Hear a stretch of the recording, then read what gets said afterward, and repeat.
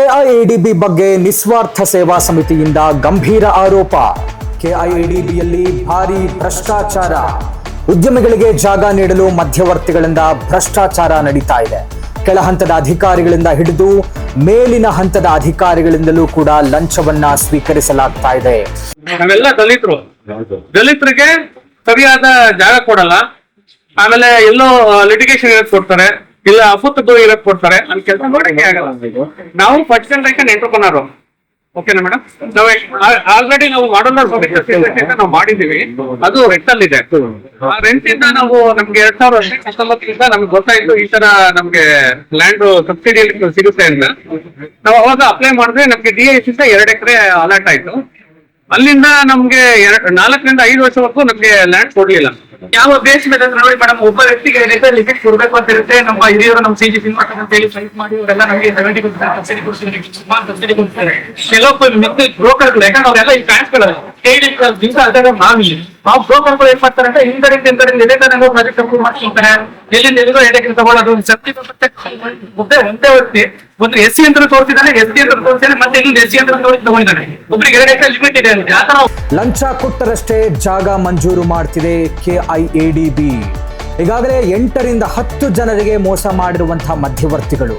ಕೆಐಎಡಿಬಿಯಲ್ಲಿ 20 ರಿಂದ 30 ಕೋಟಿ ರೂಪಾಯಿ ಹಗರಣ ಆಗಿರುವಂತಹ ಆರೋಪ ಬರ್ತಾ ಇದೆ.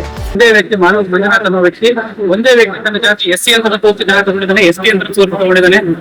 ಒಬ್ಬ ಮನುಷ್ಯನಿಗೆ 2 ಎಕರೆ ಲಿಮಿಟ್ ಅಂತ ಹೇಳಿ ಗೌರ್ಮೆಂಟ್ ಆರ್ಡರ್ ಆಗಿದೆ. ಆರ್ಡರ್ ಮೀರಿ ಮರೆ ಮಾಚಿ 6 ರಿಂದ 7 ಎಕರೆ ಜಾಗ ತಗೊಳ್ಳೋದು, 50% ಇಂದ 75% ನಿಲ್ಸೋದು.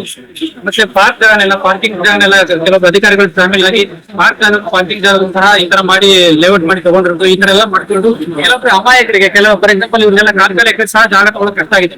SC ST ಅವರಿಗೆ ಪ್ರತಿಯೊಬ್ಬ ಉದ್ಯಮಿಗೆ 2 ಎಕರೆ ಜಾಗ ನೀಡುವಂತಹ ಕೆಐಎಡಿಬಿ, ಆದರೆ ಕೆಲ ಮಧ್ಯವರ್ತಿಗಳಿಂದ ಕಳೆದ 8 ವರ್ಷಗಳಿಂದ ಜಾಗ ಮಂಜೂರು ಆಗಿಲ್ಲ. ಜೊತೆಗೆ ಈಗಾಗಲೇ ಜಾಗ ಮಂಜೂರು ಆಗಿರುವವರಿಗೆ 2-3 ಬಾರಿ ಜಾಗ ಮಂಜೂರಾಗಿದೆ.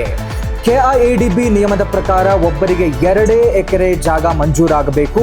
ಆದರೆ ದುಡ್ಡು ಕೊಟ್ಟು 2-3 ಬಾರಿ ಜಾಗ ಮಂಜೂರು ಮಾಡಿಸಿಕೊಂಡಿರುವಂತಹ ಕೆಲ ಉದ್ಯಮಿಗಳು. ಕೆಐಎಡಿಬಿಯ ಈ ನೀತಿಯಿಂದ ಸಿಡಿದೆದ್ದಿದೆ ನಿಸ್ವಾರ್ಥ ಸೇವಾ ಸಮಿತಿ.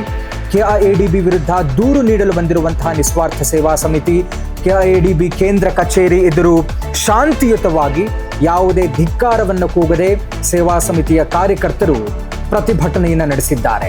ಇದರ ಜೊತೆಗೆ ಕೆಐಎಡಿಬಿ ಸಿಇಒ ಗೋವಿಂದ ರೆಡ್ಡಿ ಅವರಿಗೆ ನಿಸ್ವಾರ್ಥ ಸೇವಾ ಸಮಿತಿಯ ಎಲ್ಲ ಸದಸ್ಯರು ಕೂಡ ಹಗರಣದ ಬಗ್ಗೆ ಮಾಹಿತಿಯನ್ನು ಕೊಟ್ಟು ಈ ಕೂಡಲೇ ಈ ಸಮಸ್ಯೆಯನ್ನು ಸರಿಪಡಿಸುವಂತೆ ಮನವಿ ಪತ್ರವನ್ನು ಸಲ್ಲಿಸಲಾಯಿತು.